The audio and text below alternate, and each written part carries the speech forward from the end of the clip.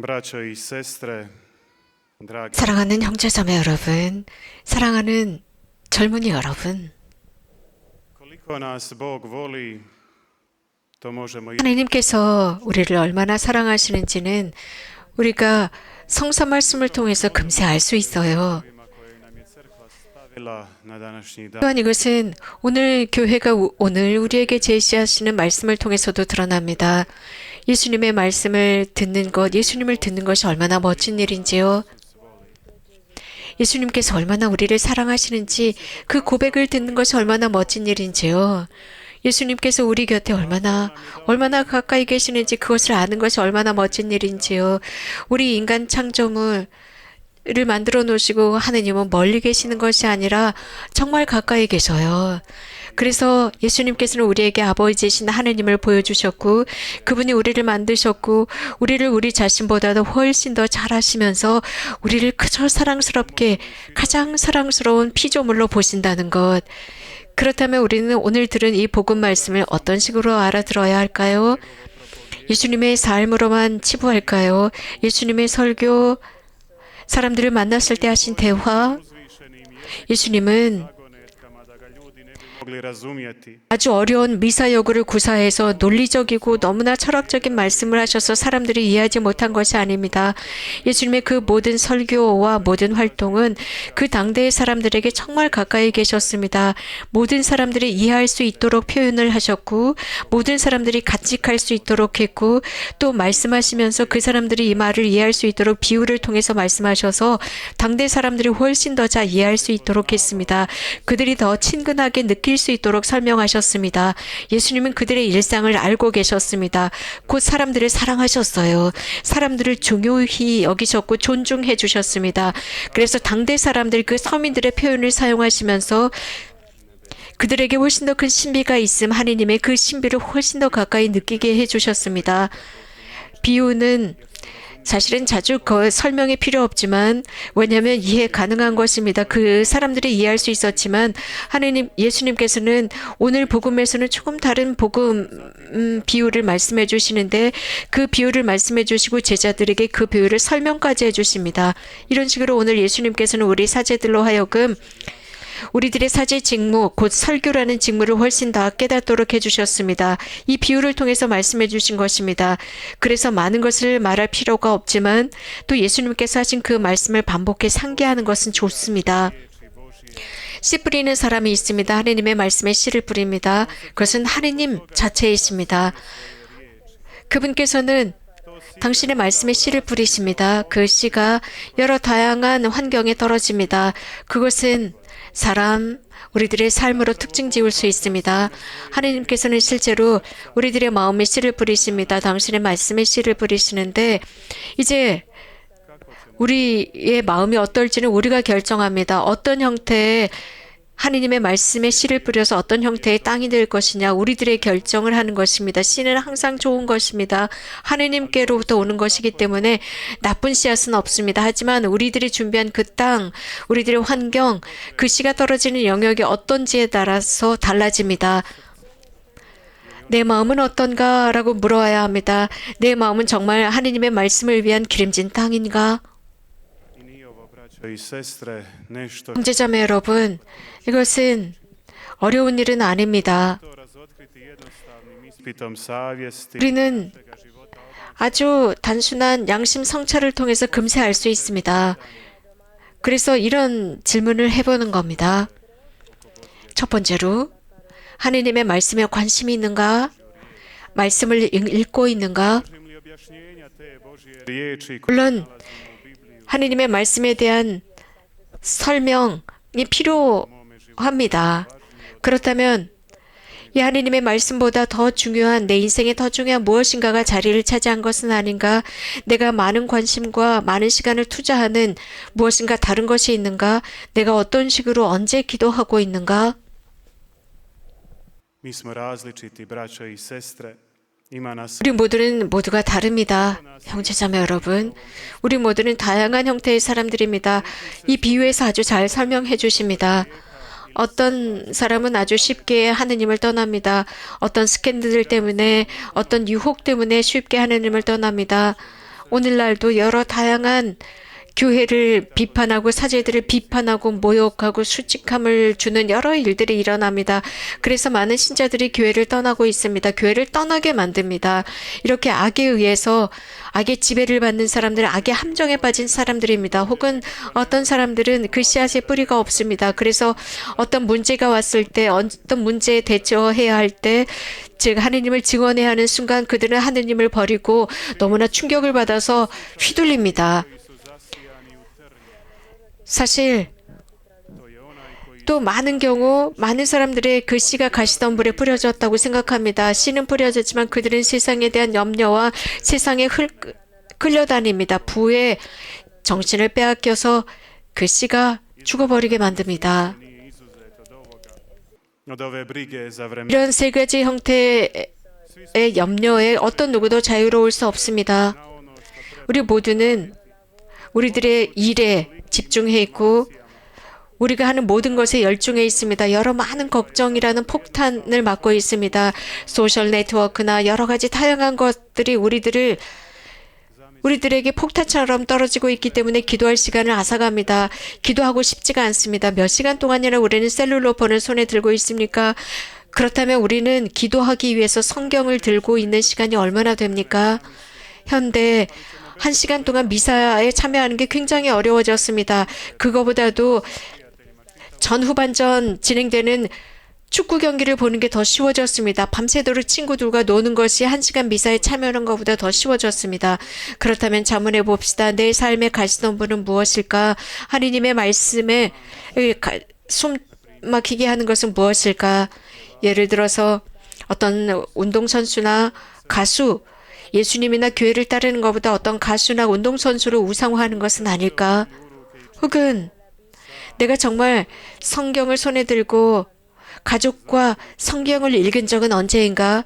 가족과 함께 성경을 읽는다는 것은 그것은 나에게 재미없는 일, 오히려 동네 아이들과 노는 것이 더 재밌다고 생각하는가? 마지막으로 마음이 기름진 사람이 있습니다. 하느님의 말씀을 위해서 준비된 사람, 그래서 자신의 삶을 하느님과 함께 건설하고 하느님 외에 그 어떤 것도 그 자리를 차지하지 못하게 하는 사람이 있습니다. 오로지 하느님만을 위해서 섬기는 삶을 살아가는 사람, 그런 사람은 아주 충분한 수확을 거두게 됩니다.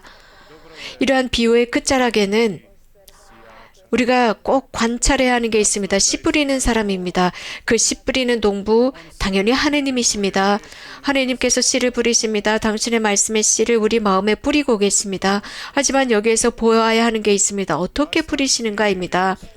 예를 들어서 씨를 뿌립니다. 길거리에 씨를 뿌리십니다. 바위돌, 가시덤불 위에 뿌립니다. 그리고 기름진 땅에 마지막으로 뿌리십니다. 누구든지 농사일을 잘 아시는 분들은 이런 식으로 씨를 뿌리는 사람을 보고 멍청하다고 할 것입니다. 그런데 씨를 뿌리면 안 된다고 생각할 것입니다. 그래서 씨를 함부로 소비한다고 생각합니다. 그래서 기름진 땅에 뿌려야지 왜 저렇게 씨를 뿌리냐고 험담을 할 것입니다. 씨 뿌릴 줄도 모르면서 농부짓을 한다고 할 것입니다. 당연합니다. 하지만 하느님은 절대로 과오를 저지르지 않습니다. 잘못이나 실수를 범하지 않습니다. 씨 뿌릴 때도 마찬가지입니다. 그렇다면 이 비유는 우리에게 무엇을 말해주고 있는 것일까요? 씨 뿌리는 분, 하느님에 관해서 이 비유에서 어떤 것을 가르쳐주는 것일까요? 하느님께서는 우리를 정말로 사랑하셨기 때문에 그들을 구분하지 않고 당신의 말씀의 씨앗을 뿌린다는 의미입니다. 우리가 아무리 악하더라도 우리가 좋은 땅을 만들지 못하고 가시덤불이나 길거리 같은 마음일지라도 그분은 우리를 꾸중하시거나 불평하지 않고 어쨌거나 당신의 그 말씀의 씨앗을 우리들의 마음에 뿌립니다. 가시덤불로 꽁꽁 묶여있는 마음, 길거리 같은 건조한 마음에도 당신께서는 씨를 뿌리신다는 의미입니다. 사랑하는 젊은 친구 여러분들, 우리가 하느님으로부터 멀어질수록 하느님은 절대로 우리를 포기하지 않으십니다. 모두를 어루만지시고 사랑하십니다. 모두를 사랑하시지요.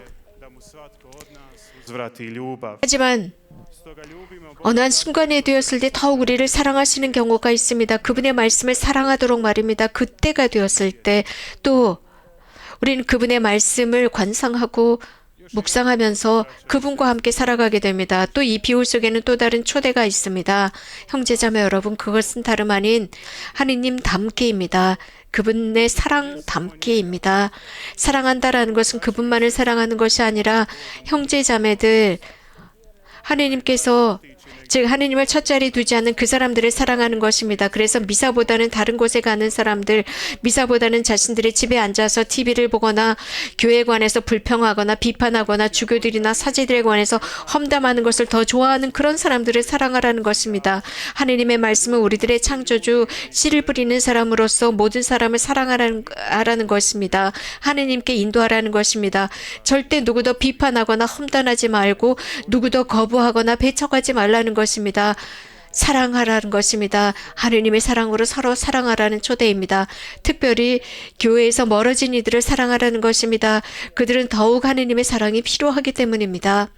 Upravo nas toj ljubavi prema Bogu i prema bližnjemu uče Božje zapovjedi. 바로 이웃과 하느님을 향한 그 사랑은 모세에게 주신 십계명에서 드러납니다. 우리 모두는 십계명을 잘 알고 있습니다.